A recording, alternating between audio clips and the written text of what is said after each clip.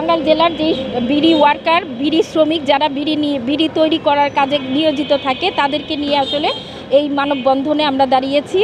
এখানে আসলে আমাদের কিছু দাবি দেওয়া আছে সরকারের কাছে, এই অন্তর্বর্তীকালীন সরকারের কাছে। সেটা হচ্ছে যে আমাদের এই তামাক নিয়ন্ত্রণ আইন, যেটা আমরা সংশোধনীয় যে আইনটা আছে, সেটা যাতে দ্রুত পাশ হয়ে যায় এবং আমাদের যেই এই সামনে আসন্ন 25-26 অর্থ বছর যে আসতেছে, সেখানে আমাদের দাবি হচ্ছে যে সিগারেটের যেই 4টি স্তর আছে, সেটা হচ্ছে নিম্ন স্তর, মধ্যম স্তর, উচ্চ স্তর এবং প্রিমিয়াম স্তর। এই নিম্ন এবং মধ্য স্তরকে একত্রীকরণ করে এর মূল্য যেই 10 শলাকার যেই খুচরা মূল্য আছে সেটাকে 90 টাকা করতে হবে এবং উচ্চ স্তর যেটা আছে সেটার 10 শলাকার খুচরা মূল্য হতে হবে 140 টাকা। এটা আগেও তাই ছিল এবং এটাই রাখা হোক।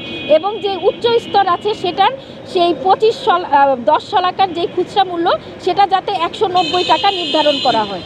আর এই নিম্ন আর মধ্যম স্তর যেটাকে এটা একত্রিত হলে আমাদের যেই যুব সমাজ আছে এবং যারা দরিদ্র শ্রেণী তারা সহজেই যে কোনো একটা স্তরের সিগারেট তারা গ্রহণ করতে পারে।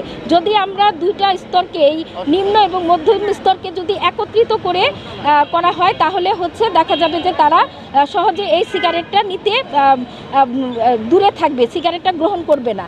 আর যেইটা আমাদের আরও যেটা কথা সেটা যে যদি এই যে মূল্য সংযোজন, খুচরা মূল্য সংযোজন এবং উচ্চ খুচরা মূল্য বৃদ্ধি করা হয় এবং কর সংশোধন করা হয়, তাহলে দেখা যাবে যে আমরা সরকারের যে ট্যাক্সটা গ্রহণ করে সেটা সিগারেট কোম্পানিগুলার কাছ থেকে তারা কোনো রকম ফাঁকি দিতে পারবে না।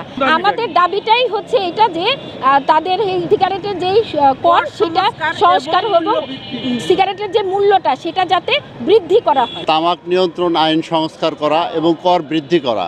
তামাক পৃথিবীর বহু উন্নত দেশেই নিয়ন্ত্রণ করা হচ্ছে এবং স্থায়ীভাবে বন্ধ করে দেওয়া হচ্ছে। যেহেতু বাংলাদেশ একটি উন্নয়নশীল দেশ, এই দেশের আরও উন্নয়ন করার লক্ষ্যে তামাক নিয়ন্ত্রণ আইনকে সংশোধন এবং কর বৃদ্ধি করা হোক। এখন অন্তর্বর্তীকালীন সরকারের যথেষ্ট একটা সুযোগ আছে অর্ডিন্যান্স জারি করা, তামাক আইনের অর্ডিন্যান্সটা দ্রুত জারি করা এবং তামাক কর নীতির সংস্কার এবং মূল্য বৃদ্ধি করা।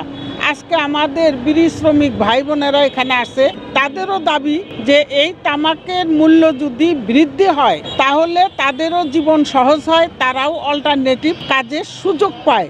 কাজেই আমাদের দাবি সরকারের কাছে তামাক কর নীতির সংস্কার এবং তামাকের মূল্য বৃদ্ধি।